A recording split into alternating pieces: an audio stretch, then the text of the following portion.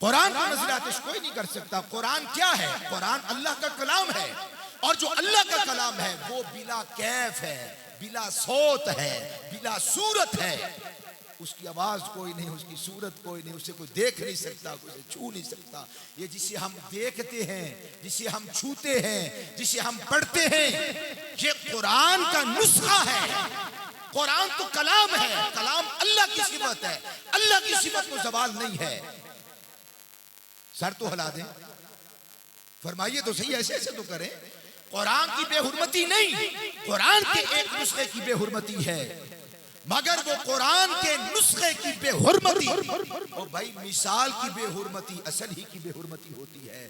اگر معاذ اللہ ثم معاذ اللہ آپ کے باپ یا میرے باپ کی کوئی تصویر کو جلا دے، پاؤں کے نیچے رون ڈالے، عزت کا مسئلہ نہیں بنا لیتے؟ بھائی آپ کے باپ کو یا میرے باپ کو تو نہیں روندا نا، تصویر کو روندا ہے۔ اور مثال کی بے حرمتی اصل کی بے حرمتی ہے۔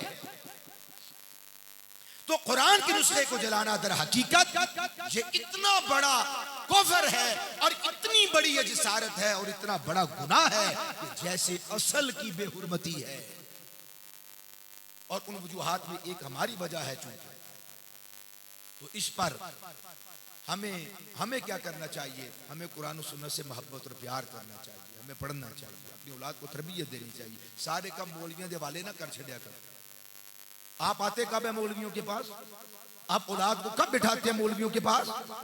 یہاں پہ اغیار نے نفرت بھر دی ہے اس قوم کی، صوفیاء، اولیاء، علماء، ان کو بابے کہہ کر، اور نہ جانے کتنے کتنے عجیب و غریب الفاظ کے ساتھ آپ اور میرے ذہن میں غیر محسوس، غیر ارادی طور پر کفر کی سازشوں نے علماء، اولیاء، صلحاء، ان کی قدر و قیمت کو نکال دیا ہے، جس کی وجہ سے نہ ہم خود بیٹھتے، نہ علماء اپنے علماء کے پاس اپنی اولاد کو بٹھاتے ہیں۔ اس طرح قرآن و سنت سے دوری، آپ اپنا نقصان کر رہے ہیں۔ جس کا مسجد کے ساتھ تعلق کمزور، اس کا ایمان کمزور۔ جس کا تعلق مسجد اور مسجد کے صاحب کے ساتھ، قراء کے ساتھ، حفاظ کے ساتھ، علماء کے ساتھ، صوفیاء کے ساتھ مضبوط ہے، اس کا ایمان مضبوط ہے۔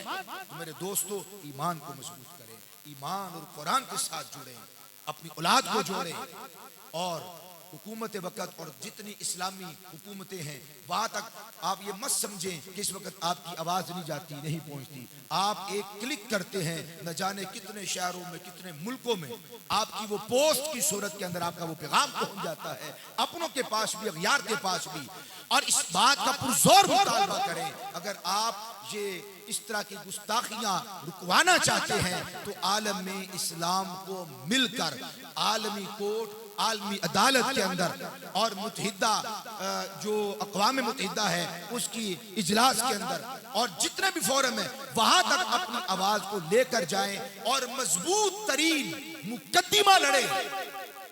اور یہ جب سے یہ حالات ہوئے ہیں گجرانوالہ سے لے کے کراچی تک، جو میرے رابطے کے اندر ہمارے اکابرین، شیوخ اور مشائخ ہیں، علماء ہیں، ان کے ساتھ میرا رابطہ ہوا، ان کے حضور گزارش پیش کی، سب نے یقین دہانی کروائی کہ انشاءاللہ العزیز تمام تنظیمات اہل سنت مل کر حکومت کو ہم یہ پیشکش کرتے ہیں کیا کہ آپ اس مسئلہ کو، مسئلہ ناموس قرآن اور مسئلہ ناموس رسالت کو عالمی عدالت اور عالمی کورٹ کے اندر لے کر جائیں، اقوام متحدہ کے اجلاس کے اندر لے کر جائیں، اور مختلف جو این جی اوز ہیں انسانی حقوق کی، آپ اس مسئلہ کو لے کر جائیں۔ ہم آپ کو آفر کرتے ہیں جتنا خرچہ آئے گا ہم برداشت کریں گے، آپ کو مضبوط ترین علماء اور مضبوط ترین لائرز اور وکلاء کی ٹیم ہم آپ کو دیتے ہیں، تاکہ اس مسئلہ کو عالمی کورٹ کے اندر اس مقدمہ کو جیتا جائے، اور اس کے بعد جو پھر گستاخی کرے گا وہ قابل تعزیر ٹھہرے گا، اور وہ مجرم ٹھہرے گا،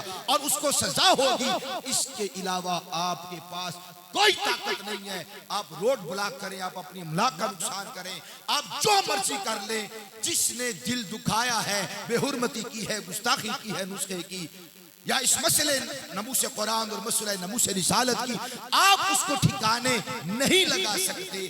جائز طریقہ، بہترین طریقہ اور شریعت کے دائرے میں رہ کر یہ طریقہ ہے، اس مسئلے کو اٹھایا جائے اور اس مقدمہ کو جیتا جائے، اور جو گستاخی کرے ان کو قابل تعزیر ٹھہرایا جائے۔ اور دوسرا عمل میں بتا چکا ہوں، ہمیں اپنی ذات پر قرآن و سنت کو نافذ کرنا ہوگا۔